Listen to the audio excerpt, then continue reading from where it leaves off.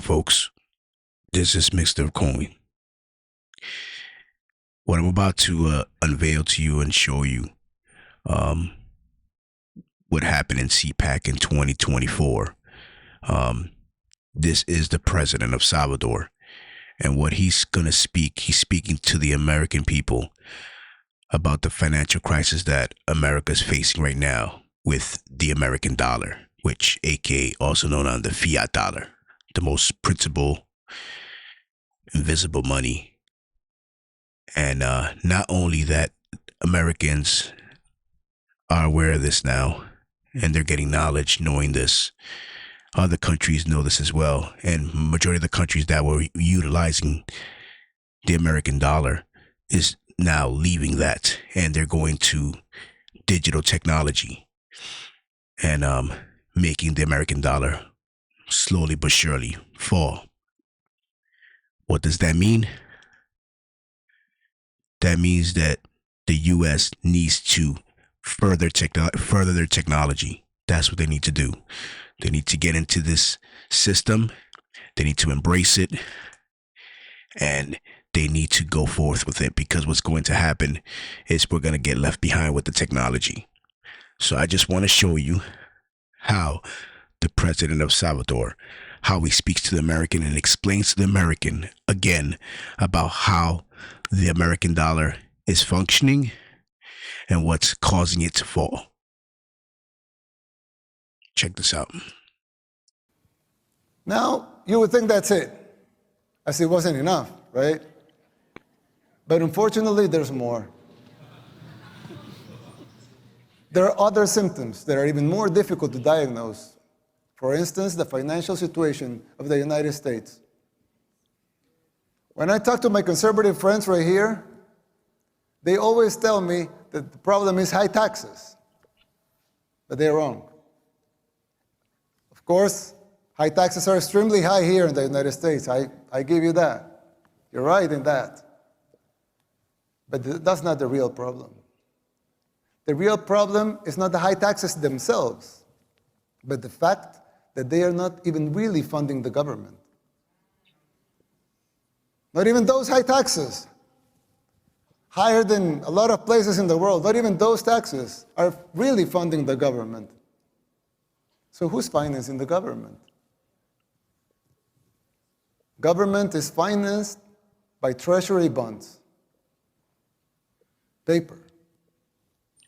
And who buys the treasury bonds? You hear somebody scream out Bitcoin right now. Mostly the Fed. And how does the Fed buy them?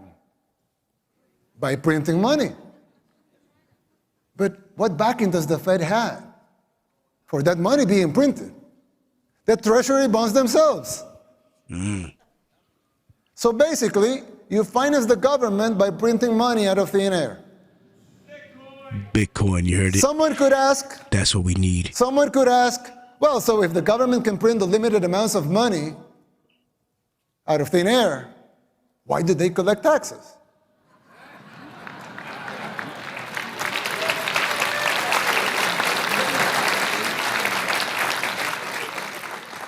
I mean, in theory, it would make sense, right? If they can print unlimited amounts of money, why would they need taxes for?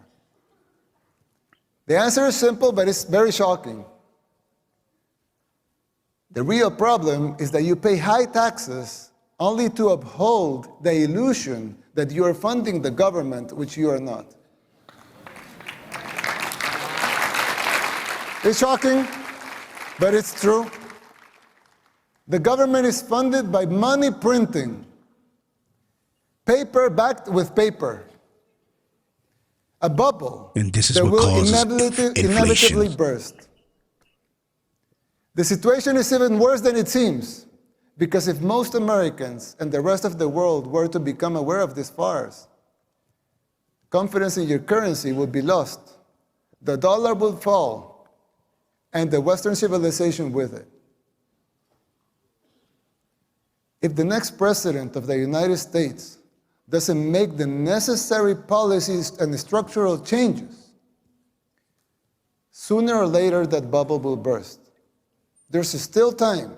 You don't have to make the same mistakes we did in the 60s and the 70s. You can still jump before the water boils. And we're entering the new technology in 2024, Winning the 2025. election isn't enough to solve these problems. They will not simply go away as a consequence of an electoral result. It would take a total re-engineering of the government, top to bottom. It will entail making difficult decisions, like the ones we made in El Salvador since 2019 and that are already paying off. It will be hard. The system will push back, but you have the right to determine your own fate. And Salvador already merged into the digital technology. Salvadorans did the same. The decision for the direction of our nation was ours, and it continues to be ours. We didn't tolerate being told what to do. In doing so, we did the unthinkable. Against all adversity, we transformed El Salvador from the most dangerous country in the world to the safest in the Western Hemisphere.